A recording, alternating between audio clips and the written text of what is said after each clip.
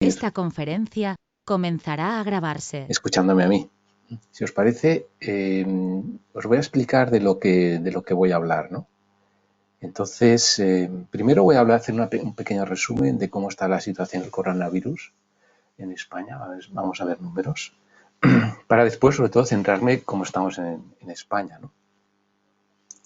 O sea, situación en el mundo y situación en España. Después quiero que veamos unos modelos de predicción. Hay unos modelos de predicción económicos que hablan un poco del futuro, de cuándo se llegará ese pico en este coronavirus. También quería comparar un poco la situación de Corea y España, qué es lo que ha hecho bien Corea, qué es lo que parece que no está haciendo tan bien España, ¿no? Aunque previamente se habla mucho de la situación hospitalaria de España, de la problemática de las UCIs. Quería explicaros muy brevemente cuál es el tema, ¿no? Está claro que el coronavirus, ¿cuál va a ser el impacto en la economía? ¿Qué podemos esperar? ¿Qué previsiones hay, ¿no? Recalcando que son previsiones, son hablar de futuro, ¿no? Y también quiero que hablemos también brevemente de las medidas de los bancos centrales, ¿no? ¿Y por qué? ¿Cuál es el objetivo? ¿Por qué meten el dinero que meten y por qué, ¿no? Ya después me quiero centrar en la cadena de suministro. Más que nada, al hablar de la cadena de suministro, quiero hacer un repaso de los diferentes puntos, ¿no? Más que nada es un recordatorio. Recordatorio que vosotros, en muchos casos, concretamente, pues estáis sufriendo y estáis ya implantando. Pero bueno, que sea un recordatorio un poco general de diferentes aspectos, ¿no? Perdón. Vale. Bueno, primero, a nivel mundial, parece que estos últimos días se han frenado los casos diarios. O sea, a 30 de marzo estamos hablando de 61.404 nuevos casos diarios, ¿no? Aunque parece que en los últimos días ese crecimiento se ha frenado un poco, ¿no? También, al hablar de casos totales, no ya de casos diarios, estamos hablando de cifras enormes, ¿no? Estamos hablando de 784.794, ¿no? Casos que ha habido, ¿no? Casos que hay y que ha habido, partes hay y partes ha habido, ¿no? Como veis, si hablamos de casos diarios, vuelvo a casos diarios, cada día, hablar de casos diarios, hablar de casos diarios, el total de casos diarios en el resto del mundo, sin contar USA y China, son 40.000. Ha habido 40.972 nuevos casos a 30 de marzo. Estos casos, los 40.000, no contamos Estados Unidos, que como veis los casos de Estados Unidos han sido a 30 de marzo 20.353. Nuevos casos a 30 de marzo. Nuevos casos a 30 de marzo en Estados Unidos, 20.353. Nuevos casos en el resto del mundo, que es USA menos China, 40.972. Ahora mismo Estados Unidos tiene un número total de casos mucho más alto que el número total que ha tenido China, que tiene China, porque China sigue teniendo algún caso diario, ¿no?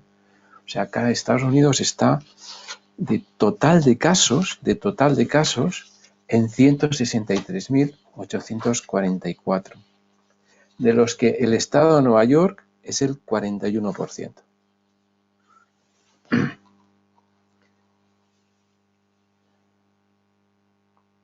Como veis, el número de nuevos casos diarios de China ha descendido muchísimo.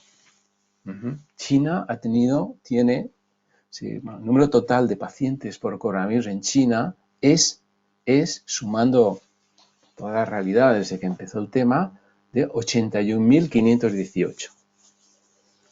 Y a 30 de marzo los nuevos casos han sido 79.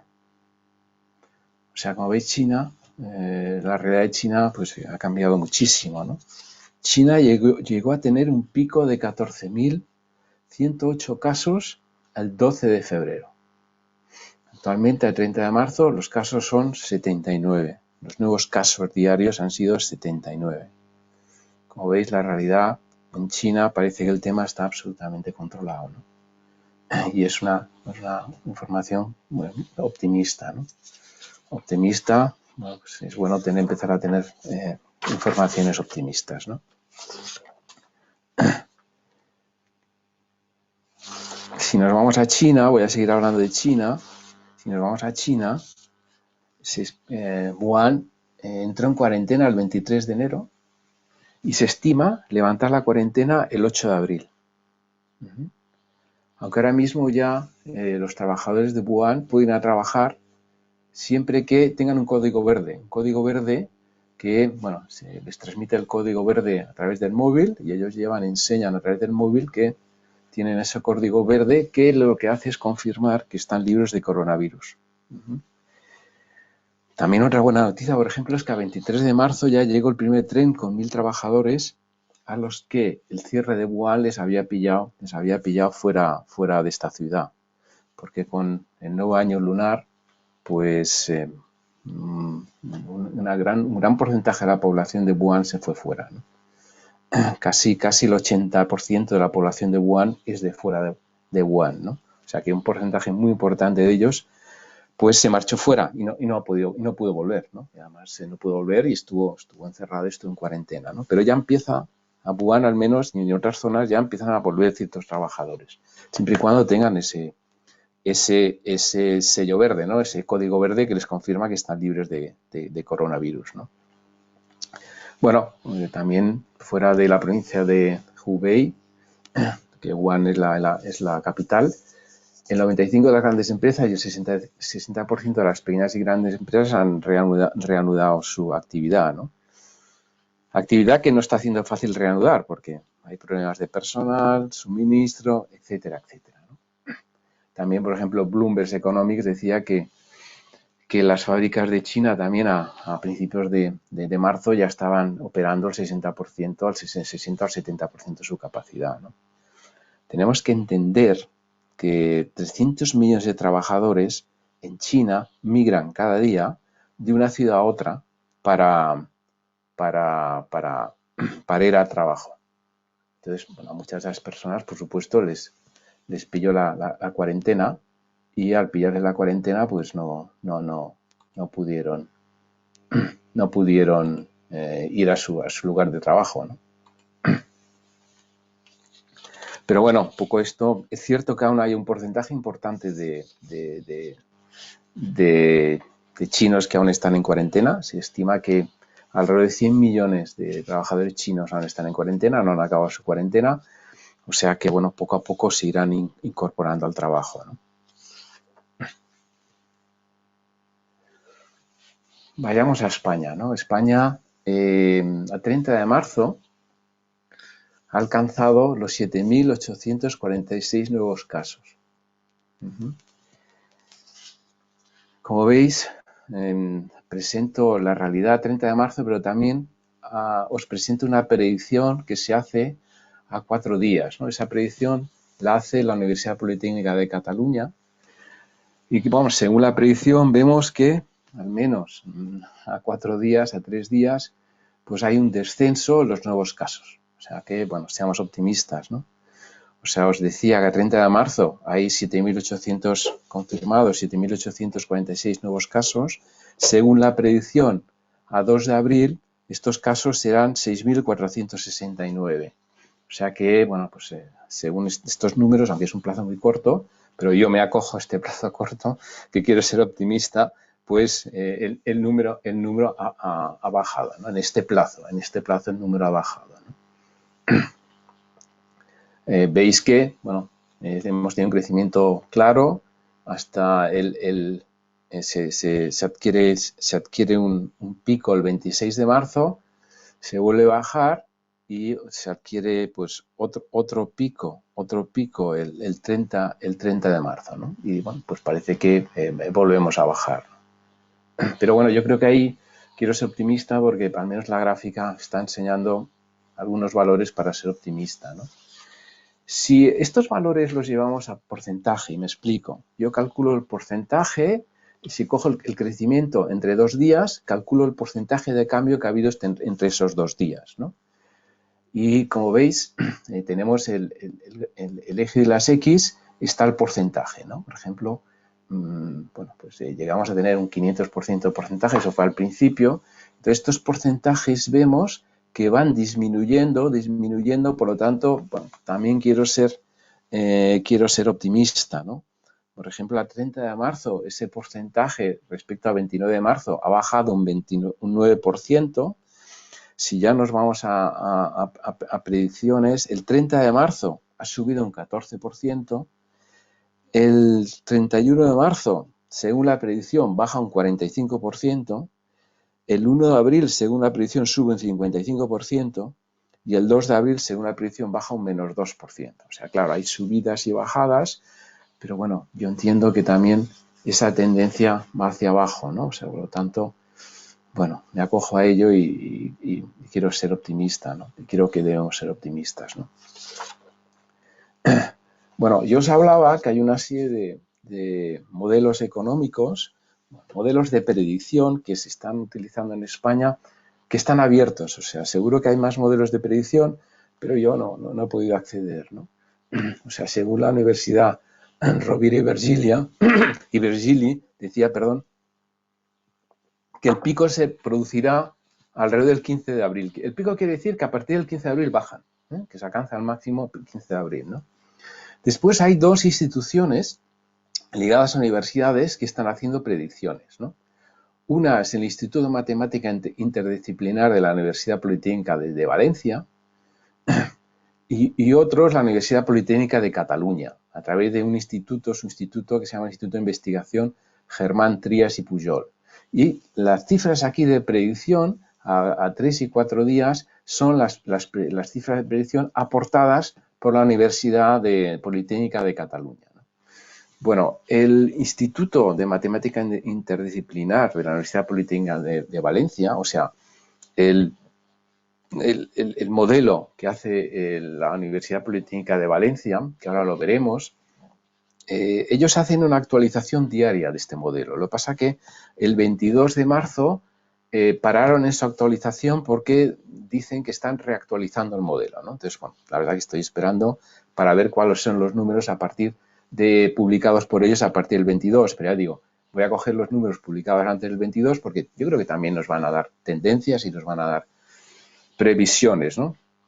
Bueno, primero ellos lanzan en sus modelos, hay una primera predicción de que el pico de infección se producirá entre el 20 de mayo y el 6 de junio, ¿no?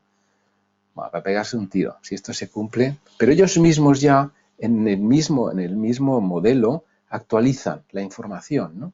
Entonces, por ejemplo, con la actualización que hay el 22 de marzo, que son fechas del 21 de marzo, el pico se produce entre el 11 y el 21 de abril.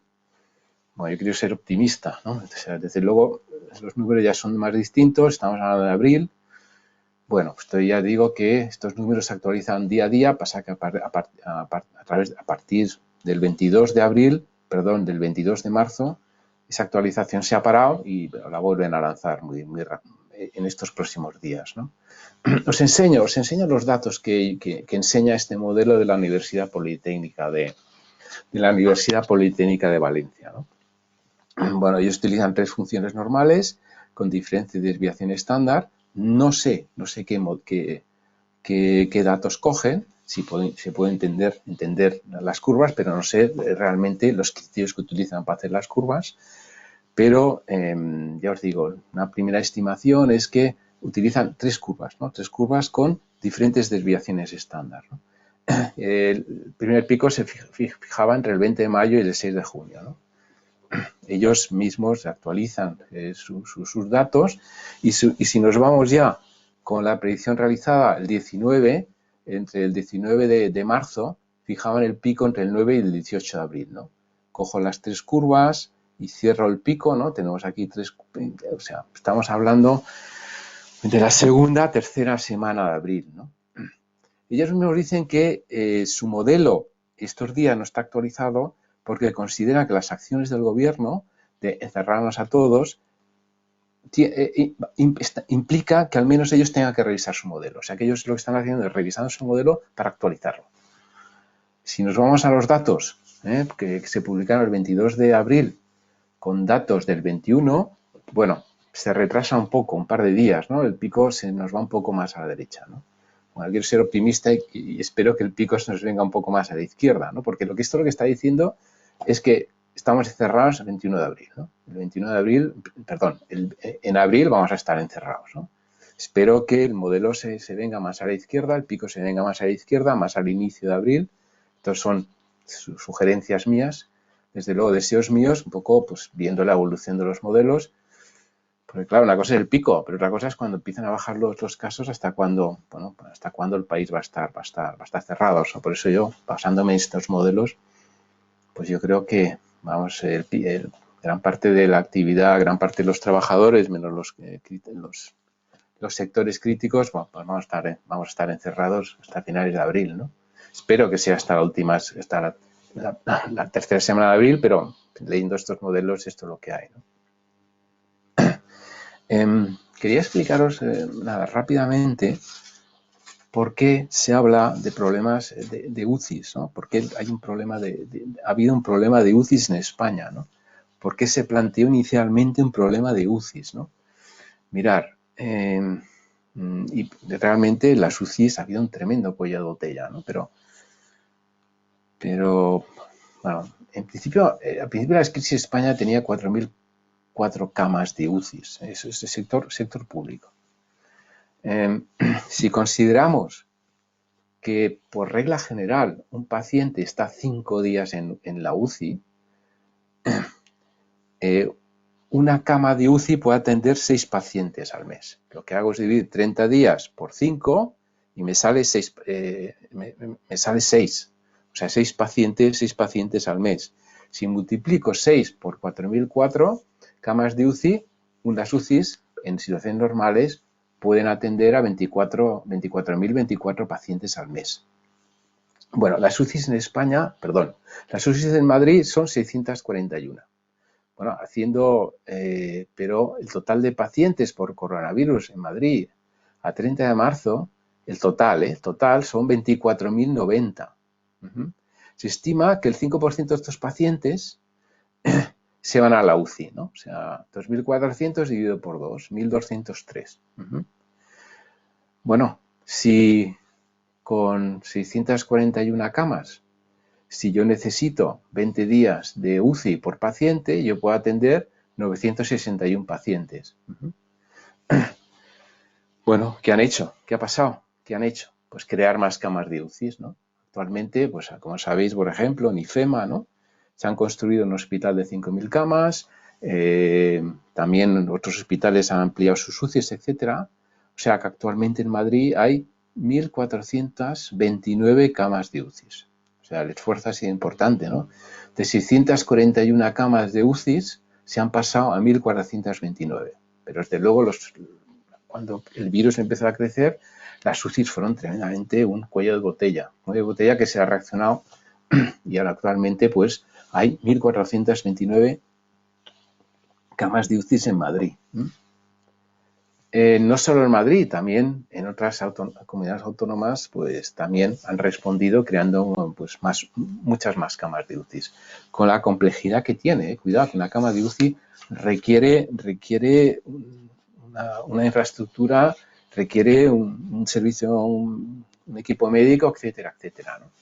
Actualmente hay varias comunidades autónomas que están colapsadas, ¿no? Perdón, que estaban con las UCIs a tope, ¿no? Como era Madrid, Cataluña, Castilla-La Mancha, Castilla-León, País Vasco, Navarra, Aragón y Rioja. Y hay otra serie de comunidades autónomas, tenía que haber traído el gráfico, me lo he traído, que sus UCIs no están completas. ¿Qué han hecho las diferentes comunidades autónomas? Hemos visto Madrid de 641 pasa a 1.429, Cataluña de 652 pasa a 1.391, etcétera, etcétera, etcétera, ¿no? Crear más camas UCIs para la demanda que está existiendo y además que seguirá existiendo. Recordar que un enfermo de coronavirus que entra en UCI puede estar 20 días, ¿no? Por lo tanto, se requiere una infraestructura de UCIs tremenda, ¿no? Tremenda, ¿no? Bueno, esta es la situación de España, pero quiero que, si os parece bien, veamos qué es lo que ha hecho Corea. Quiero que veamos qué es lo que ha hecho un país que ha implantado un modelo de éxito. No solo Corea, también Singapur, por ejemplo, pero no, Corea tiene una población muy similar a la nuestra, ¿no? Corea tiene 50 millones y pico de habitantes, ¿no? Mirar, esta es la curva de pacientes totales de España y la curva de pacientes totales de Corea. Veis que las formas de la curva son totalmente distintas, ¿no? Como os digo, Corea tiene casi 51 millones de habitantes, España actualmente casi 56 millones de habitantes, ¿no? Y Corea es vecina de China. Como veis, las curvas de pacientes totales por coronavirus son totalmente distintas, ¿no? ¿Cómo ha conseguido Corea esta curva de pacientes totales? ¿Cómo la ha conseguido? Bueno, solo recordar algunos números. Cuando hablo, veis las curvas son tan distintas, pero Corea a 30 de marzo el total de pacientes han sido 9.661 y España 87.956. Como veis, las cifras son muy distintas, las curvas son muy distintas, ¿no? ¿Qué ha hecho Corea? ¿Cuál ha sido el modelo de éxito que ha implantado Corea?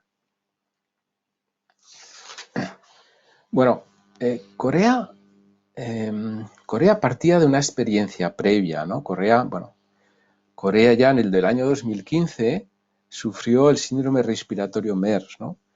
El síndrome respiratorio MERS hizo que en Corea 186 personas se infectaran, 36 fallecieran y 17.000 estuvieron en cuarentena 2 meses. Bueno, esa experiencia le sirvió en su momento para que Corea sea actualmente una de las empresas líderes en la fabricación de kits de detención, ¿no?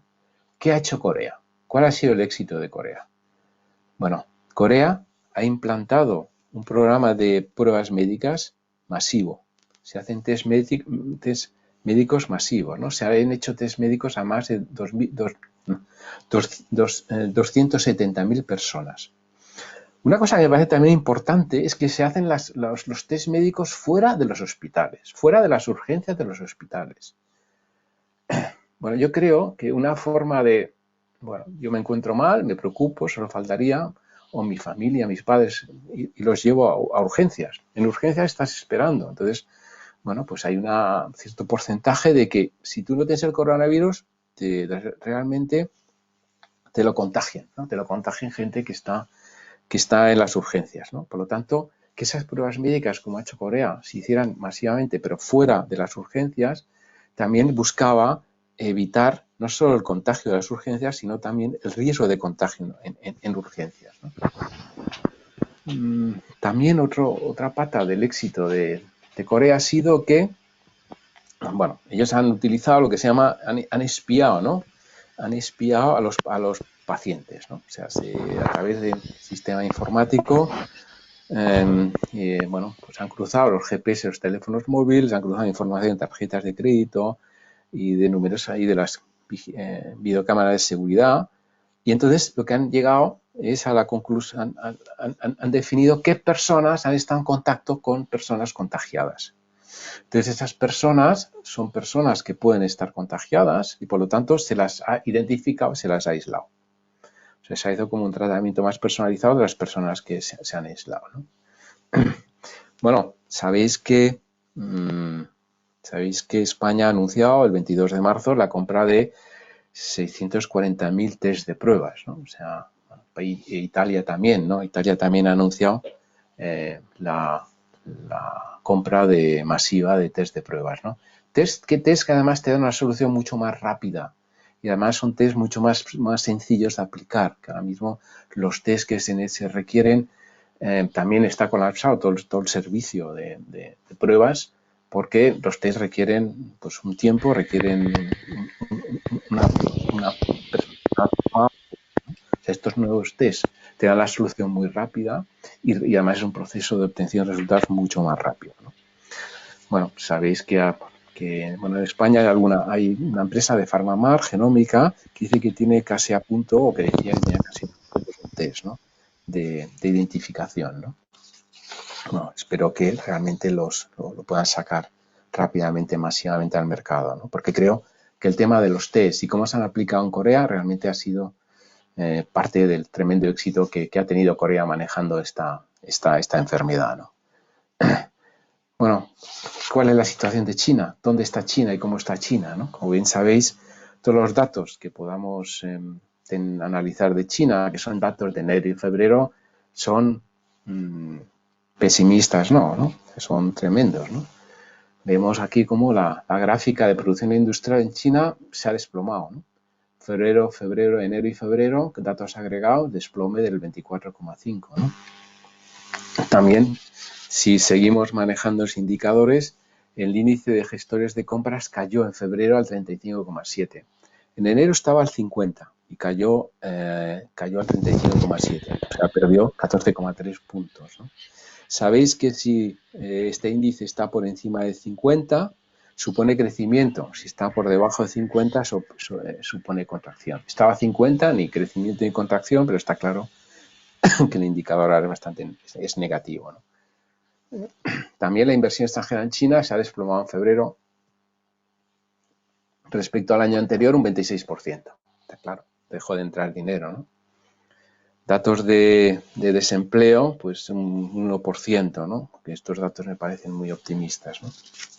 Las exportaciones también se han hundido un 16%, ¿no? En enero y febrero, según datos del año anterior, ¿no?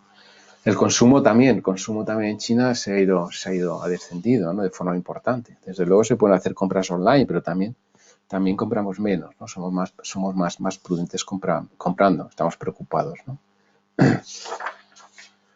Bueno, ¿y cuáles son las previsiones del PIB de China, ¿no? Son previsiones del primer trimestre. La verdad que las previsiones que yo he leído de China es que se esperaba un crecimiento alrededor del 6% del PIB en el 2020. Se espera, las previsiones que yo he leído es que están alrededor del 4%, o sea, que pueda perder 2 puntos de PIB. Recalco la palabra previsiones, ¿no? O sea, bueno, veremos cómo es cómo de rápido sale China. Seguramente le afectará a que Europa y Estados Unidos pues estén en otra situación, etcétera, ¿no? Bueno, la verdad es que primer trimestre de China, ¿no? Bueno, pues hay previsiones muy negativas y menos negativas, ¿no? Menos 9% en el primer trimestre del PIB. Bueno, pues tenemos a Goldman Sachs y Nomura, ¿no? Standard Chartered Bank es menos pesimista y dice menos un 4,2%, ¿no? Al final, en abril, saldrán los datos oficiales del primer trimestre. Bueno, hay quien duda que a lo mejor sí reflejarán los datos reales. Bueno, está claro es que el primer trimestre va a reflejar la realidad de lo que ha pasado en China, ¿no? Mercado de valores. Os traigo esta gráfica porque quiero que entendáis, y luego volveremos a hablar de mercado de valores, que los mercados de valores se adelantan a la realidad de la economía. Los mercados de valores suelen ir por delante. Como veis, los mercados de valores, mediados de marzo, galleta total, ¿no? Se van para abajo, ¿no? El Nikkei un 28,7%, el Dow Jones un 31,1%, el FTSE 100 un 34,1%, ¿no? Bueno, que estos índices se vayan abajo, quiero que entendáis que implica que un gran conjunto de empresas, su valoración se va abajo. ¿Qué quiero decir? Por ejemplo, el Nikkei agrupa a las 225 mayores empresas por capitalización de la bolsa de Tokio. Dow Jones a las 30 compañías más grandes y representativas de Estados Unidos.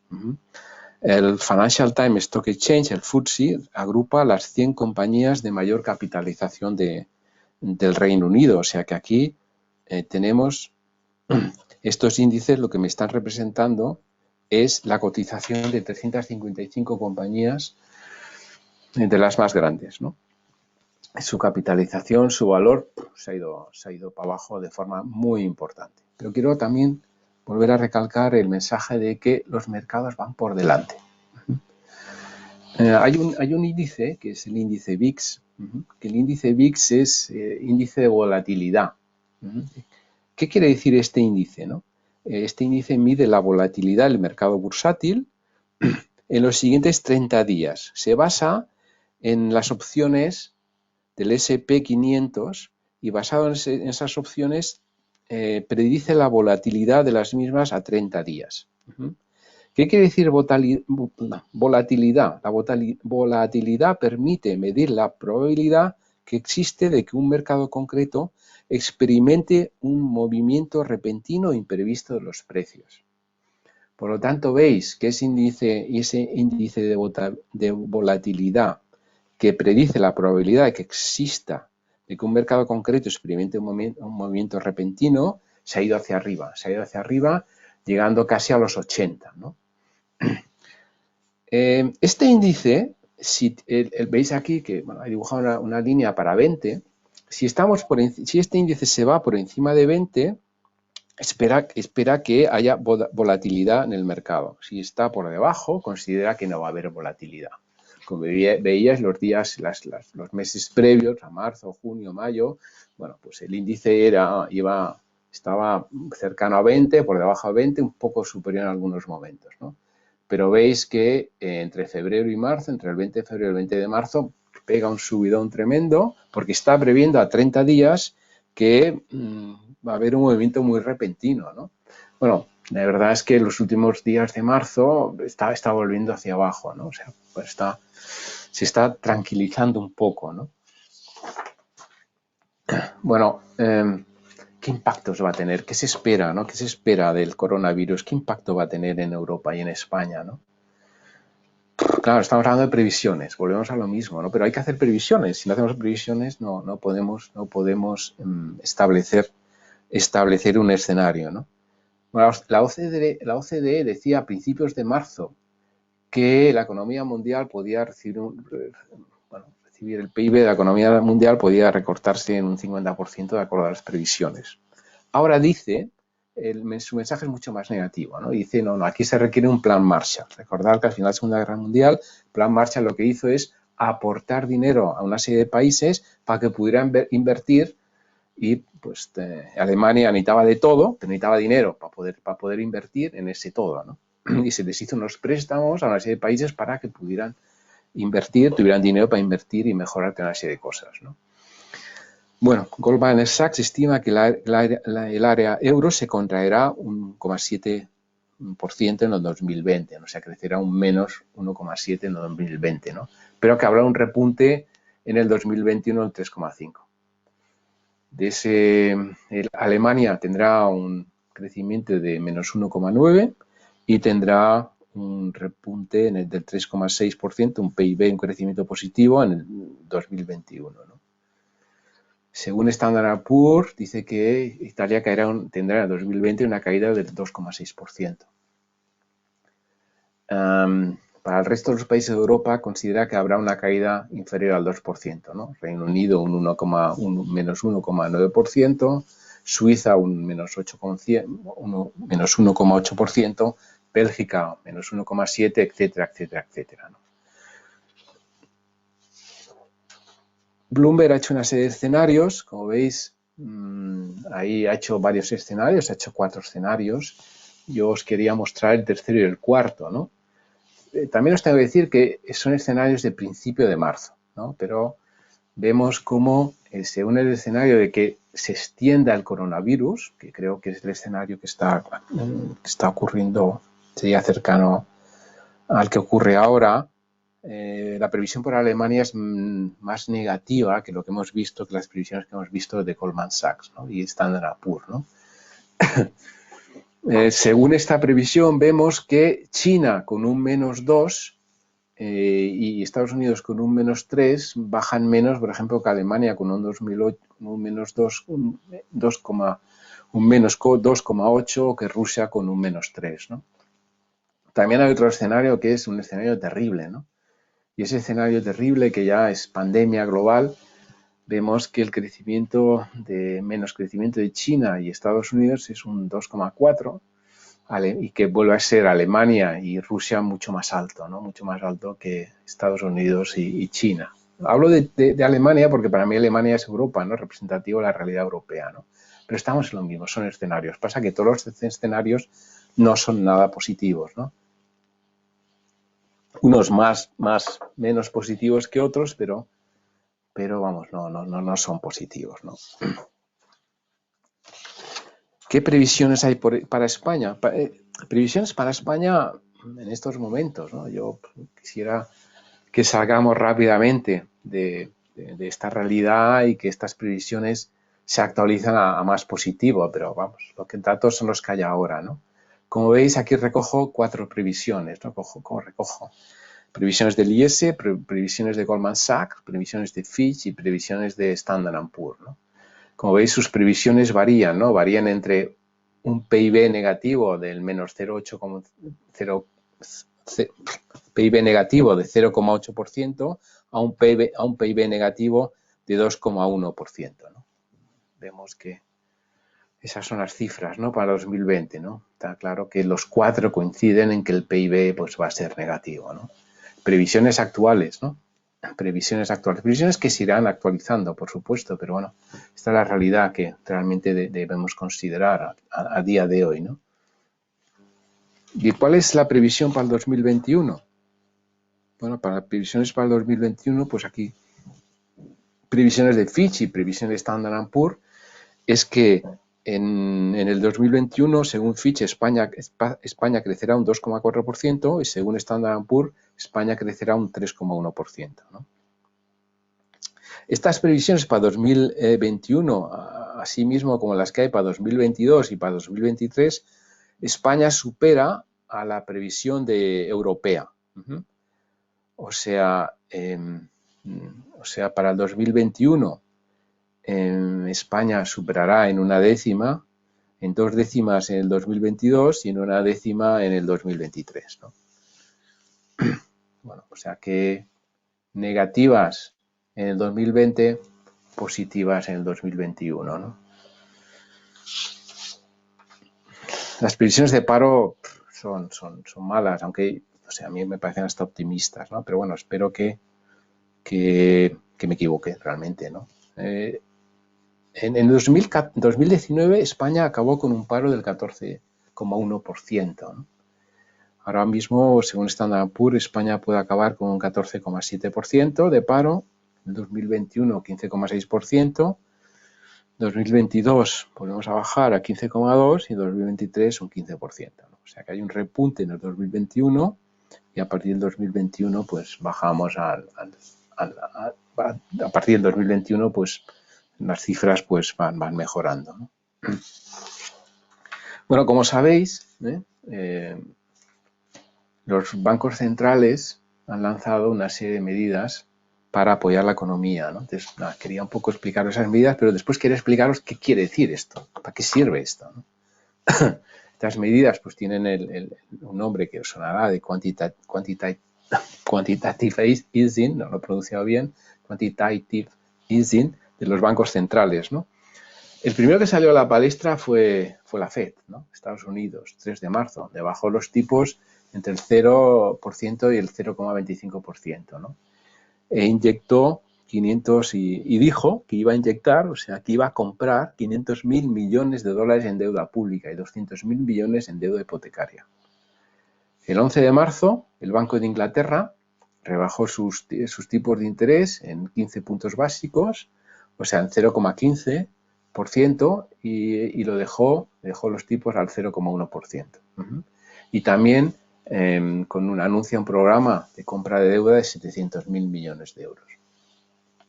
El Banco Central Europeo, el 12 de marzo, lanzó un programa de compra que le llama Programa de Compra de Emergencia Pandémica para la adquisición de activos públicos y privados, o sea, deuda pública y deuda privada, por un total de 750.000 millones de euros. Además de estas medidas, los bancos centrales también han dicho que abrirían, digo las palabras que ellos utilizan, ¿no? Que abrirían la puerta a que los créditos afectados por el coronavirus, o sea, los bancos, que los créditos que estén afectados por coronavirus puedan tener un tratamiento diferente en su balance para que no les implique provisiones, ¿no? O que las provisiones sean menores, ¿no? Y también dice que los bancos centrales han dicho que van a ser más flexibles en los ratios de capital y de liquidez, que las instituciones financieras, que los bancos van a tener un poco más de flexibilidad en los ratios de capital y de liquidez, ¿no? y que también va a haber una cierta tolerancia supervisora en el tratamiento de préstamos morosos. Bueno, ¿y todo esto por qué? ¿Por qué? ¿No? Bueno, primero el resultado es que las compras del Banco Central, o sea, las compras anunciadas, es importante la palabra anunciar, la palabra anunciar es las compras que anunció, por ejemplo, el Banco Central, que empezaron el 26 de marzo, ha provocado que haya un repunte de la deuda pública. O sea, el bono español a 10 años tiene un repunte del 28%, ¿no? Y además, la prima de riesgo de España descendía hasta los 108 puntos básicos.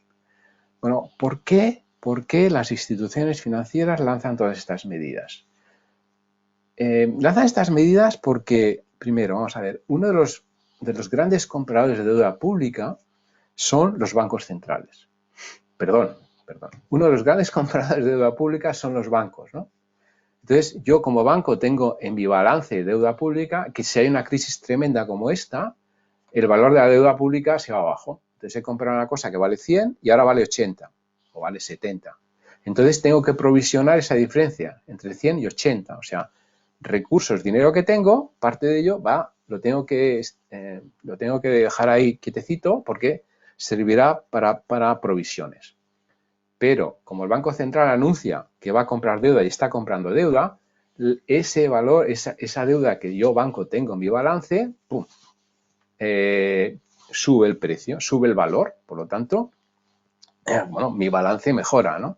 Y después, además, como me lo compran, yo lo vendo y como me lo compran, tengo yo más dinero, más recursos, más dinero, porque me van a llover las peticiones de préstamo de las empresas y los particulares por culpa de las necesidades que implica el coronavirus.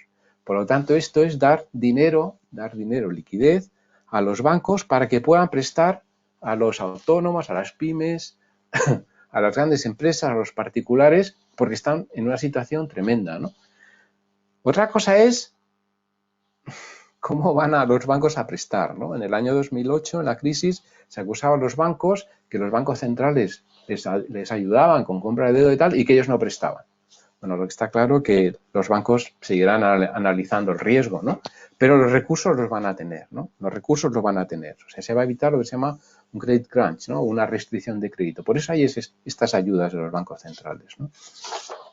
Entonces, como resultado de la compra de deuda, la prima de riesgo de España desciende hasta 108 puntos básicos. ¿Qué quiere decir prima? ¿Qué quiere decir prima de riesgo? Prima de riesgo es lo que España debe pagar de más comparado con Alemania. O sea, Alemania vende su deuda a un cierto precio, España, para que emite deuda, para que le compre la deuda, tiene que pagar más que la alemana. ¿Por qué? Porque consideran que es un país que tiene más riesgo.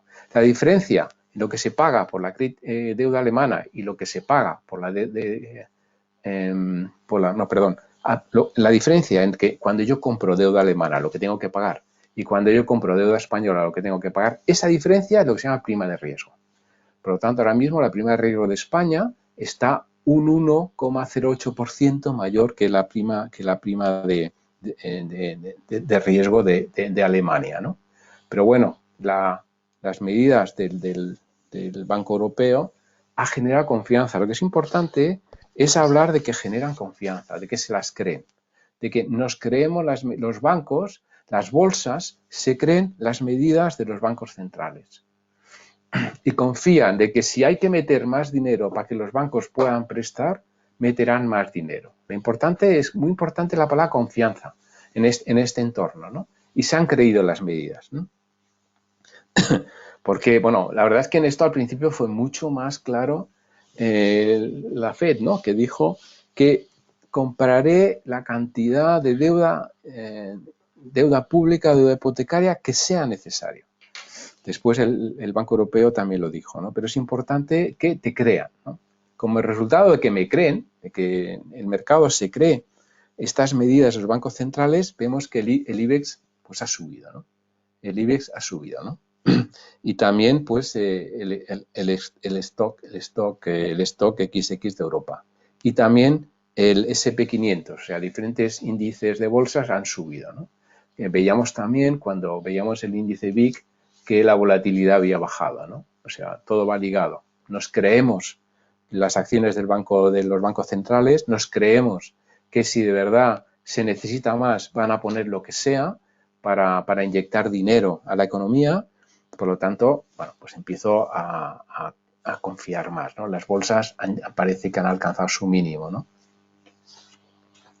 Bueno, he hablado del mercado coronavirus, el mercado de previsiones económicas, modelos predictivos de la realidad del coronavirus, las previsiones en la economía, etcétera, etcétera. Bueno, ahora lo que quería es pues hacer un pequeño repaso de diferentes medidas que entiendo que las cadenas de suministro pues ya habéis adoptado, ¿no? Pero bueno, el tema es que cuando se habla de cadena de suministro es que, por desgracia, bueno, se requiere un enfoque conjunto, ¿no? O sea, una medida, aplicarla está bien, el problema es, bueno, pues que hay que aplicar, hay diferentes frentes abiertos a la vez que hay que resolver y por lo tanto hay que aplicar toda una serie de medidas para resolver estos diferentes frentes abiertos, ¿no? Y además hay que actuar de forma muy rápida, ¿no?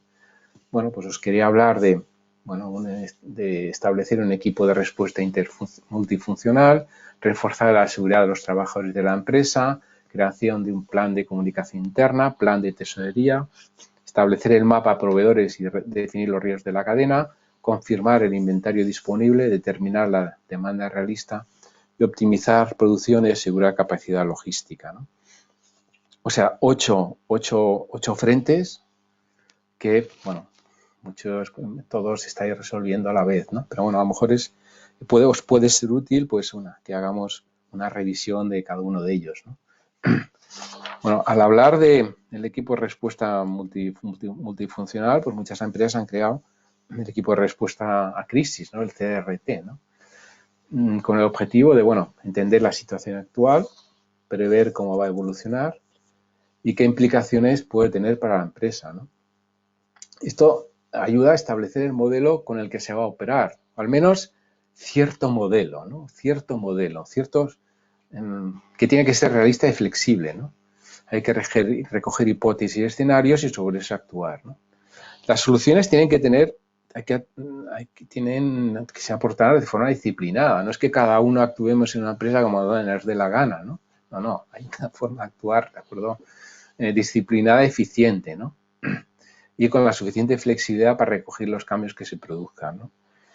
Yo considero que el CRT debería tener 4 subequipos, ¿no? El equipo de protección del trabajador, el equipo de gestión financiera, el equipo de estabilización de la cadena de suministro y el equipo de gestión de clientes, ¿no? En una crisis las cosas se pueden torcer por diferentes motivos. Yo diría por muchos motivos, porque más una crisis es incerteza, una crisis es sobrevivir, una crisis es responder, bueno, a todo trapo, ¿no? Pero bueno, quería solo mencionar algunos motivos, ¿no? El primer motivo es que se puede ser demasiado optimista en las valoraciones iniciales y cuando se reacciona se ha perdido un tiempo valioso.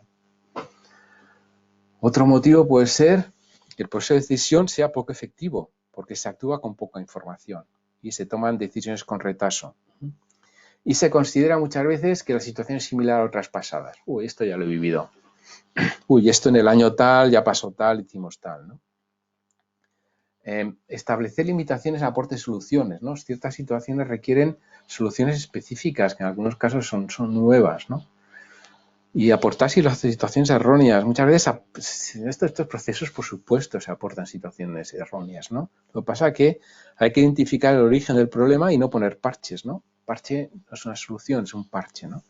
Entonces, bueno, pues acertar en la identificación de la causa y la libertad para actuar puede minimizar los retrasos en la implantación y en los errores, ¿no?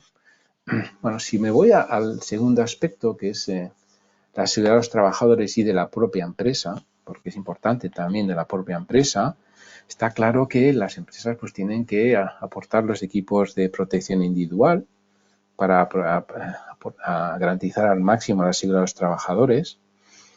Y estos equipos se utilizan y pues hay que retirarlos y por lo tanto hay que seguir unos protocolos, ¿no? Para evitar posibles contagios, ¿no? Equipos que conocéis muy bien, mascarillas, guantes, gel de manos, pantallas de protección, etcétera, ¿no? También hay equipos de protección colectiva, ¿no? En lugares de encuentro del personal, en lugares de contacto con el público. Bueno, cómo gestionar los flujos de personal en los nuevos centros para intentar minimizar el número de trabajadores en los nuevos centros, en los vestuarios, en los comedores, etcétera, etcétera, ¿no? Cómo han cambiado los horarios de trabajo para cortar esas jornadas laborales, etcétera, etcétera, ¿no? Cuando hablo del riesgo de empresa también quiero recalcar el riesgo informático. O sea, ahora mismo en época de crisis los ataques informáticos se multiplican exponencialmente. Además, la situación se agrava porque muchos de nosotros nos vemos obligados a trabajar en remoto desde nuestras casas con los equipos que tenemos, ¿no? Entonces, bueno, solo recordaros pues algunas pautas para minimizar riesgos, ¿no? Desde luego, si puedo, mejor utilizar los equipos de la empresa antes que los personales, ¿no? Si yo tengo un PC de la empresa, mejor utilizar el PC de la empresa que el mío personal. Seguro el PC de la empresa seguro que tiene antivirus, seguro, bueno, y además unas políticas de mantener al día estos equipos, etcétera, etcétera, ¿no? Conectarse de forma segura a la red interna desde una ubicación externa, ¿no? Yo me voy a conectar desde mi ubicación a la red interna de la empresa.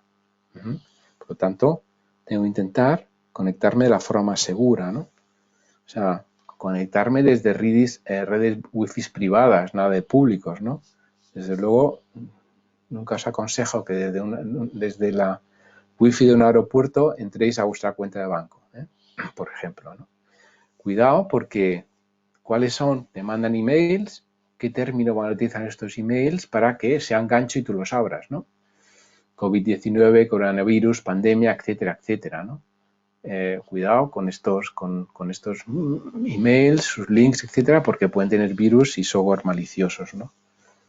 Ser precavido, o sea, no realmente hay que tener mucho cuidado donde entramos cuando navegamos, ¿no? Si tenemos dudas, de luego no entrar en esos sitios, ¿no?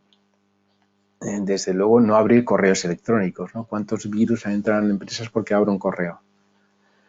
Y menos aún los enlaces archivos que puedan tener, ¿no? Aún así, cuidado, que estos correos, pues como decía antes, pueden tener palabras que sean gancho, ¿no? Que pueda, momento de estrés y tal, pum, pincho, ¿no?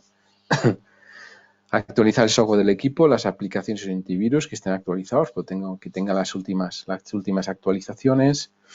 Utilizar contraseñas robustas, letras, números, asteriscos, etcétera, etcétera. Y realizar copia de seguridad. Si tengo un problema, siempre puedo tener la copia de seguridad, ¿no? Bueno, pues, ¿cómo comunicar todas estas medidas al personal, a la empresa, ¿no? Bueno, los departamentos de seguridad y salud en el trabajo, a través de la persona responsable de estas funciones, tienen una misión importante, ¿no? Ahora, ¿no? Muy importante, ¿no? Y además de comunicar hay que recalcar y repetir, recalcar y comunicar, ¿no? Porque, bueno, las cosas son como son, ¿no? Charlas a trabajadores, carteles, emails, SMS, etcétera, etcétera, ¿no? Hay que recordar a los trabajadores que cumplan las normas y procedimientos establecidos, ¿no? Y también en caso de que haya temas como puede ser pues que haya la infracción de uno de los trabajadores, ¿no? ¿Cuál es el procedimiento a seguir, ¿no? Liquidez en la empresa. Bueno, la verdad es que este tema, bueno, cuántas empresas, bueno, pues están en un momento complicado, ¿no? ¿Cuántas ventas son cero? ¿O cuántas tus ventas son menos 25%? Bueno, pues hay que actuar, ¿no? Entonces, bueno, pues desde luego las empresas tienen mucha más presión en ingresos y en la liquidez. Hay que revisar las previsiones de demanda, hay que realizar escenarios de ingresos y gastos, según un calendario diario, semanal y mensual. Hay que establecer escenarios de tesorería, pero también de cuentas, resultados y balance, ¿no? Cuando tengamos esos escenarios, ¿qué medidas puedo yo utilizar para mejorar estos escenarios, ¿no? ¿Puedo actuar sobre las cuentas a pagar y las cuentas a cobrar? ¿Puedo lograr aplazamientos en pagos? ¿Puedo conseguir cobros, facturaciones pendientes? Puedo ofrecer incentivos a pronto pago, por pronto pago. Puedo lograr la reducción de los inventarios de producto final. Puedo revisar el programa de compras para reducir compras no esenciales. Bueno, todos estos temas tengo que actualizarlos porque tienen que tener su reflejo en mi modelo de tesorería, ¿no? Desde luego hay que hablar con las entidades financieras para negociar ampliaciones de líneas de crédito o otros productos que ayuden a la tesorería de la empresa, ¿no? El punto 5, establecer un mapa de proveedores para definir los riesgos de la empresa, ¿no? Bueno, hay acciones a corto plazo. O sea, aquí podemos hablar de un modelo precioso, pero oiga, hay unas acciones a corto plazo y hay que correr y volar. Después podemos hablar de un modelo óptimo, pero ya a medio plazo, desde luego, ¿no? Desde luego, a corto plazo, es importante determinar los proveedores críticos, ¿no? Establecer los criterios para definir los proveedores críticos, ¿no? Pueden ser proveedores únicos, proveedores sin productos, sustitutivos o proveedores en zona de riesgo, ¿no? Una vez que yo sé cuáles son mis proveedores críticos, que si me fallan tengo un problema tremendo, tengo que hablar con mis proveedores principales y también pedirles cuáles son sus proveedores críticos. Estamos hablando de una cadena de suministro, estamos todos conectados, estamos todos encadenados, ¿no? Una vez que los proveedores han sido identificados, puedo establecer el riesgo de interrupción de la cadena de suministro. Puedo hacer un primer mapa básico de cuáles son mis proveedores críticos y cuáles son los proveedores críticos de mis proveedores, ¿no? Entonces, establecer dónde puedo tener el riesgo de interrupción de la cadena, ¿no? Y cuáles son los principales, ¿no? Y también con mis proveedores puedo establecer un sistema de alerta de interrupción, ¿no? A corto plazo a sobrevivir, ¿eh? No hay tiempo para más, ¿no? Pero a medio plazo yo creo que esta experiencia me tiene que enseñar que este mapa de proveedores lo tengo que completar. Y ya no me puedo quedar en proveedores Tier 1, si me tengo que ir a Tier 2, Tier 3 y además de mis proveedores, mis otros proveedores, ¿no? Conocer en profundidad mi cadena de suministro y dónde están los riesgos de mi cadena de suministro y resolver esos riesgos. Puedo no solo resolver riesgos, pero puedo hacer que el riesgo de mi cadena de suministro sea más bajo. Y por lo tanto mi cadena de suministro pueda ser más ágil y por tanto en cuanto pueda haber un nuevo problema, pues pueda responder mejor. Bueno, es importante a la hora de inventario confirmar los inventarios, ¿no? Y la totalidad del inventario de la cadena de suministro, ¿no? Saber qué colchón de seguridad hay en la cadena de suministro, ¿no? Yo muchas veces, muchas de estas acciones estamos hablando de colaboración, ¿no? Esta cadena de suministro, colaboración. Proveedores críticos, colaboración entre los diferentes miembros de la cadena, ¿no? Inventario disponible, colaboración, ¿no? Porque, bueno, intercambiando esa información tendremos más datos y podremos manejar mejor la problemática, ¿no? Desde luego, a la hora de hablar de inventario hay que considerar las diferentes categorías de inventario, ¿no? Bueno, estimación de la demanda, o sea, determinar la demanda realista del cliente final, ¿no? De mi cliente inmediato y del cliente final, ¿no? Bueno, grandes problemas, ¿no? Bueno, realmente los equipos de planificación de la demanda, bueno, se las ven y se las desean, ¿no? Como ¿qué estimaciones podemos hacer, ¿no? Desde luego hay que hablar con nuestros clientes, hay que hablar si mi cliente no es el cliente final de la cadena de suministro y si puedo acceder a mi cliente final, también conocer su opinión. Y bueno, hay que también, basado en esto, pues establecer qué le demandan mis proveedores. Bueno, hay que desarrollar, las empresas deben desarrollar una estrategia de la previsión de la demanda que considera el detalle y el plazo, que permita realizar pronósticos de demanda asociados a un nivel de riesgo. Hay que utilizar herramientas estadísticas de previsión, ¿no? Que permitan generar resultados realistas, ¿no? Integrar market intelligence con la previsión de demanda de productos específicos. Hacer un seguimiento de las previsiones para poder corregir las inexactitudes, porque día a día tendremos más información. Producción, tenemos la previsión de demanda, cómo afecta esta previsión de demanda a producción, ¿no?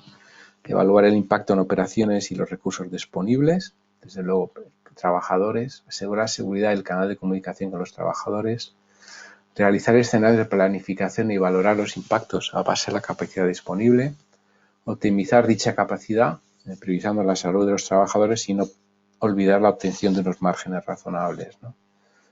Cuando hablamos de logística, bueno, pues estimar la capacidad logística disponible. Pero claro, me estaba diciendo, por ejemplo, pues un conocido que trabaja en una empresa de componentes del sector de automoción, que tienen fábricas en China, en diferentes países, que no pueden sacar en la rapidez que ellos quieren, o no pueden tener la rapidez que ellos quieren el producto de China. Bueno, pues la verdad es que por primera vez utilizan el tren, este tren largo que viene de China, y bueno, que lo esperaban en 3 semanas, que es una semana menos que el transporte por barco, ¿no? Pero, claro, estimar la capacidad logística disponible, ¿no? Bueno, está claro que hay una serie de barcos que, por ejemplo, no están llegando, ¿no? O sea, si no llegan barcos, no recibo, pero tampoco puedo enviar fuera, puedo exportar, ¿no? O sea, y bueno, eso es importante también tener en cuenta, ¿no? Porque hay barcos que han reducido líneas, ¿no? Y que ya, pues, no entran, por ejemplo, en Valencia, no entran en Barcelona, o no entran en Valencia o en Barcelona, ¿no? También la capacidad de transporte aéreo con China pues ha bajado de forma muy importante, ¿no? Se estima que ha caído un 40%, aunque a veces hay alguna opción de utilizar los aeropuertos de Corea y Hong Kong porque la situación no es tan extrema, ¿no? Aunque estos vuelos de carga, sus tarifas han subido, ¿no? O sea que además hay que reservarlas con una semana de antelación, etcétera, etcétera, ¿no? Desde luego, acelerar el proceso en aduanas, etcétera, pero bueno, cuidado, por ejemplo, en la frontera entre Italia y Austria se ha instalado un sistema de controles a los conductores, bueno, que si no me dejan pasar a mi conductor, ¿no? Cambiar el tipo de transporte, hacer reservas previas en sistemas aéreos o ferroviario, colaborar con otros interesados para aprovechar conjuntamente la capacidad de carga, etcétera, ¿no? Pero volvemos a lo mismo, ¿no? ¿Qué escenario tenemos, ¿no? De tomar decisiones en escenarios complicados, ¿no? El tema es que, bueno, con esto acabo los 8 puntos que hablaba de la cadena de suministro, pero el tema es que como cadena de suministro, y bien sabéis vosotros, bueno, pues a corto plazo podré resolver, bueno, a cierto plazo, no quiero hablar por desgracia a corto plazo, a cierto plazo, pues podré resolver parte de mis problemas, pero bueno, la cadena en China está parada 2 meses, ¿no? ¿Cómo me afectará eso, no? Europa y Estados Unidos va a estar parado otra temporada. ¿Cómo afectará eso, no? ¿Cómo puedo prever esas interrupciones que ha habido en la cadena? ¿Cómo me afectará a mí al principio, no? O sea, bueno, esta gráfica lo que transmite es que, por ejemplo, que China haya parado 2 meses tendrá un efecto tendrá un efecto en el stock, o sea, tendrá un stock out en las compañías de Estados Unidos y Europa. Estas compañías tendrán un stock out entre abril y mayo.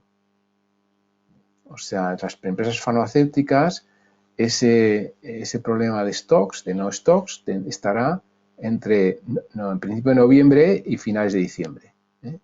O sea que, bueno, ¿qué modelos podemos utilizar? Bueno, no solo para resolver las realidades actuales, pero para prever los impactos que tendrán los problemas que ha habido en las cadenas de suministros actuales y los problemas que en esas cadenas de suministros habrá en los próximos meses, ¿no? En Estados Unidos y Europa, ¿no?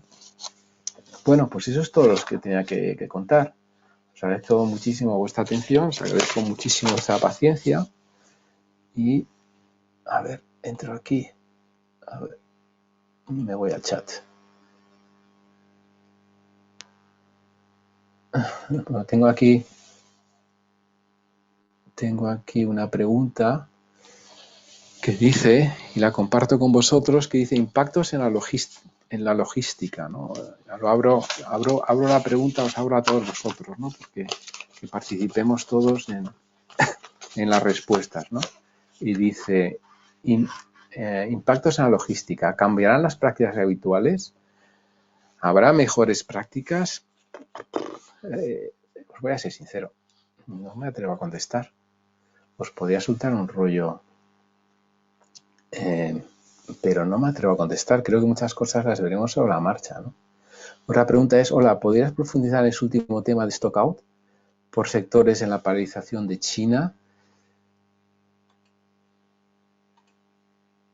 Bueno, esta gráfica lo que hace es una previsión de cuándo la no actividad de la industria china, cuándo tendrá el efecto, cuándo habrá esa repercusión en los stocks en Europa y en Estados Unidos, ¿no? Y da unos plazos, ¿no? Y además utiliza la palabra stock out, o sea, dice, oye, en estos plazos para diferentes sectores es cuando habrá una situación de stock out, ¿no? Por supuesto, fija un plazo mínimo y un plazo máximo, ¿no?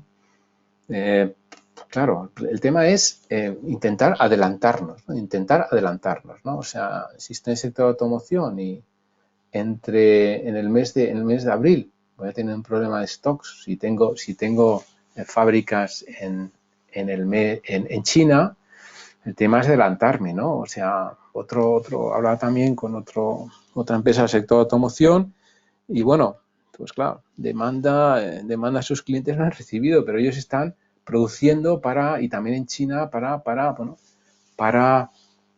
cubrir, para recuperar esos stocks de seguridad, ¿no?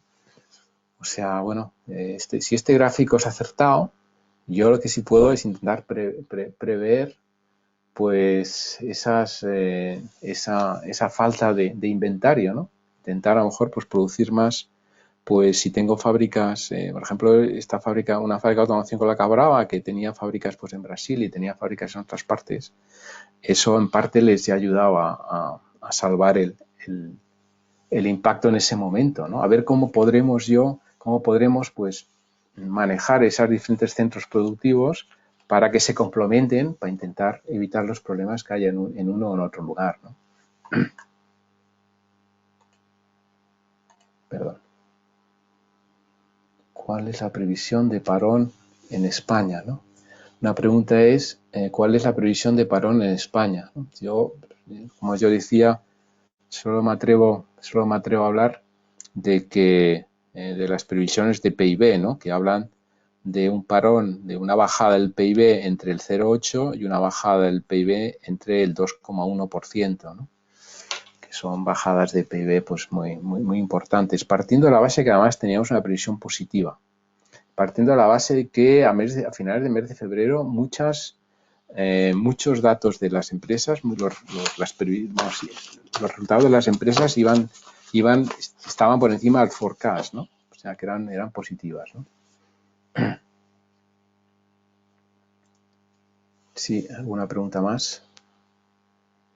O aportaciones. Yo os pediría, por favor, que muchos de vosotros tenéis una experiencia en muchos temas mucho más alta que yo, estos temas concretos, y lo que hago es repetiros las preguntas y, por favor, pues para que vosotros profundicéis, ¿no? El tema de que el tema de stock out, ¿no? Cuando es el reflejo que tiene en las empresas fuera de China, el que China ya está parado, ¿no? Bueno, o otros temas que consideréis, ¿no? También esta pregunta de ¿cambiarán las prácticas habituales en logística? ¿Qué opináis?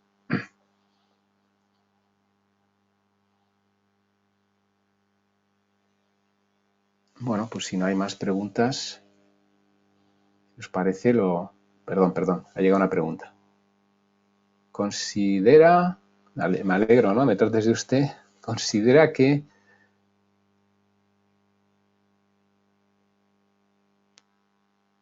dice, la pregunta es, una pregunta que dice, considera que si se hubieran conocido los datos sobre la situación en China, una rápida respuesta y un rápido aprovisionamiento hubiera minimizado el impacto en muchas empresas. No es fácil contestar, ¿no? Porque el tema es, claro, o sea, yo tomo una decisión sobre la situación de China y hago previsiones sobre la situación de China, pero seguramente en ese momento a lo mejor no eran tan previsibles la situación en España, ¿no? La situación en Italia, o la situación en Alemania, la situación en Francia. Que si hablamos de Francia o Italia, cuidado que estamos hablando de también miles de afectados en coronavirus, ¿no? Menos, o sea, Alemania, por ejemplo, tiene 66.885 personas afectadas por coronavirus, ¿no? Yo creo que aquí lo que ha habido es la realidad china, pero luego esa realidad china se ha sumado o se ha complementado con otras realidades. China está empezando a salir, pero estamos liando por otro lado, ¿no? no es fácil tomar decisiones, ¿no? Cuando el mercado está así, pero yo creo que a lo mejor en ciertos aspectos, de forma prudente, ¿no? Pues sí se hubieran podido tomar ciertas decisiones preveyendo las implicaciones de China, ¿no? Pero que no son fáciles estas realidades, ¿no? Pues hay otro comentario que dice: me preocupa mucho más que la demanda se caiga. Totalmente, ¿no? Podemos hablar aquí de muchas cosas, pero si la demanda es cero, la hemos liado. O si la demanda es menos 20%, la hemos liado, ¿no? Otra pregunta que hacéis es: ¿las medidas tomadas para que el dinero fluya son suficientes? Es una buena pregunta, ¿no? Yo creo que hay dos cosas. Primero, que ese dinero sea suficiente para los bancos, pero luego que los bancos transmitan ese dinero al autónomo, a la pyme, a la empresa, etcétera, etcétera, ¿no?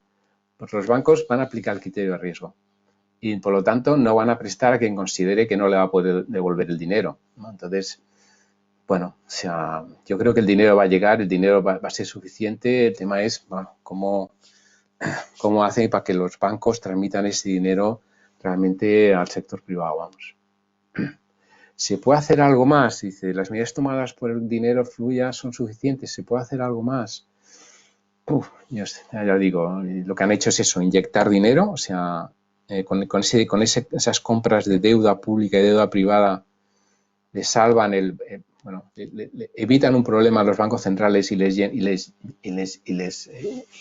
aportan recursos. También otras medidas que están haciendo es, pues va a haber más morosos, empresas más morosas, particulares, autónomos, por el tema coronavirus. Bueno, que esos préstamos morosos se traten de una manera más flexible, ¿no? Porque un banco, cuando tiene morosidad, tiene que hacer provisiones. O sea, parte de su dinero se va a quedar ahí, se va a quedar inmovilizado como colchón, como garantía, ¿no? Pues eso también dicen que se va a flexibilizar, ¿no? Los ratios se van a flexibilizar, le va a dar más flexibilidad a los bancos, ¿no? A las instituciones financieras. Lo que está claro es que aquí instituciones financieras juegan un papel crítico. Después llega el dinero de los bancos centrales, pero ellos tienen que transmitir ese dinero al sector privado. Y ya os he comentado que en el 2008, en cierto momento, se les acusaba de que no habían transmitido ese dinero al sector privado, ¿no? En la cantidad necesaria, ¿no?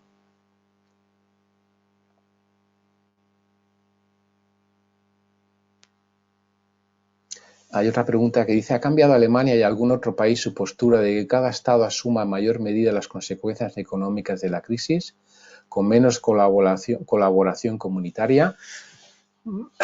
Es muy buena pregunta. Os explico, ¿no? Se ha hablado de los coronabonos. O sea, los países como España e Italia van a editar más dinero, van a emitir más deuda. Pero bueno, España recientemente emitió 10.000 millones de euros, ¿no? Pero claro, el coste que tiene España cuando emito deuda, o sea, cuando yo intento convencerte para que tú me compres deuda, el coste que yo tengo es más alto que el que tiene Alemania, ¿no? Entonces, hay una serie de países, los países del sur, que hablaban de que se emitieran lo que se llama coronabonos. O sea, que Europa en sí, los diferentes países de Europa, emitieran coronabonos. Y una vez que con el dinero recogido, ese dinero pues se aportara a los países que más lo necesitan. Si yo pido dinero, pero con la garantía de Alemania, Holanda, etcétera, el coste de esa deuda, de ese dinero, va a ser menor. Por lo tanto, por eso los países del sur piden la idea de coronabonos. Bueno, Alemania y Holanda dice que tururú, ¿no? Salió un ministro, creo que de Finanzas de Holanda, siendo muy duro con Italia y España, ¿no? Diciendo que, bueno, que aquí cada uno tiene que responsabilizarse de su realidad, ¿no? Sí, otra pregunta que está muy bien, esta pregunta dice: se habla de que esta crisis traerá consigo una desglobalización de la producción. Bueno, buena pregunta, ¿no?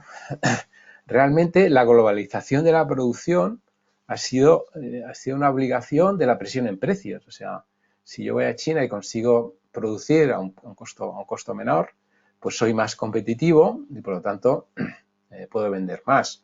Y muchos productos han bajado sus precios gracias a esa desglobalización. No, ahora quiero que dejemos de que haya esa desglobalización. Bueno, ¿qué pasa? ¿Estamos dispuestos a comprar un móvil a un precio más alto? ¿Estamos dispuestos a comprar una televisión a un precio más alto? Yo lo que creo es que desde luego va a haber una revisión de la cadena de suministro, de los riesgos, ¿no? Antes lo que decía el mapa proveedores, el riesgo de la cadena de suministro, va a haber una revisión, pero cuidado, la presión en precios está ahí, ¿no? Entonces hay que intentar encontrar soluciones, a ver qué equilibrios puedo encontrar para que, bueno, pues el riesgo de esta desglobalización baje, pero aunque no no suban mis costes. Pero la realidad está en la que hay, vamos. O sea que, como siempre, van a llover por varios lados y al final, pues, habrá que encontrar alguna solución, ¿no? Pero yo creo que sí se van a revisar las cadenas de suministro y se van a revisar dónde, pues no sé, ejemplo, yo tengo un proveedor si tengo un proveedor, por ejemplo, que tiene fábricas en diferentes países, a lo mejor le puedo exigir que su producto me llegue de una fábrica distinta, de un país distinto del que me llegaba ahora, ¿no? O sea, sí organizar la cadena de producción, sí ver bueno, cuál es el riesgo de cada uno de los proveedores, cuáles son los proveedores críticos, etcétera, ver el riesgo de la cadena y sobre eso tomar decisiones.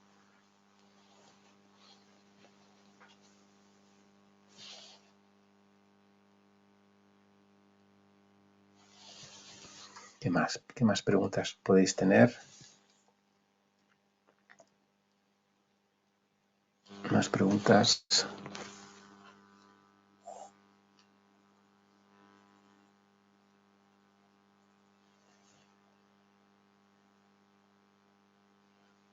Más preguntas. Bueno, pues si os parece lo dejamos aquí. Si no... Y muchas gracias por vuestro tiempo, muchas gracias por vuestra atención, muchas gracias por vuestras preguntas. No, ha sido un placer. Bueno, pues buenas tardes.